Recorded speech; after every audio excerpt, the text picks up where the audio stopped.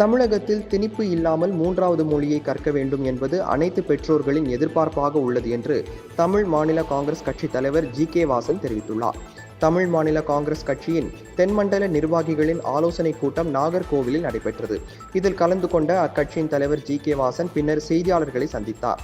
அப்போது பேசிய அவர், கூட்டணியில் பலம் வாய்ந்த கட்சியாக தமிழ் மாநில காங்கிரஸ் கட்சி செயல்படுவதற்கான பணிகளை மாநிலம் முழுவதும் மேற்கொண்டு வருவதாகவும், பாஜக இந்தியாவின் அனைத்து மாநிலங்களிலும் வலுவான கூட்டணி அமைக்க திட்டமிட்டு செயலாற்றி வருவதாகவும் கூறினார். கொடுத்த வாக்குறுதிகளை நிறைவேற்றாத மக்களை ஏமாற்றும் அரசாக திமுக அரசு உள்ளதாகவும், சட்டம் ஒழுங்கை பொறுத்தவரை தமிழ்நாடு அரசு தோல்வி அடைந்து விட்டதாகவும் அவர் தெரிவித்தார். தமிழகத்தை பொறுத்தவரை திணிப்பு இல்லாமல் மூன்றாவது மொழியை கற்க வேண்டும் என்பதுதான் பெற்றோர்களின் ஆசை எனவும், வக்ஃபு வாரிய சட்டம் வரும் காலங்களில் அனைத்து இஸ்லாமிய மக்களின் வாழ்க்கை தரத்தை உயர்த்தும் எனவும், இஸ்லாமிய சமுதாயத்தில் மாற்றத்தை கொண்டு வரும் எனவும் அவர் நம்பிக்கை தெரிவித்தார்.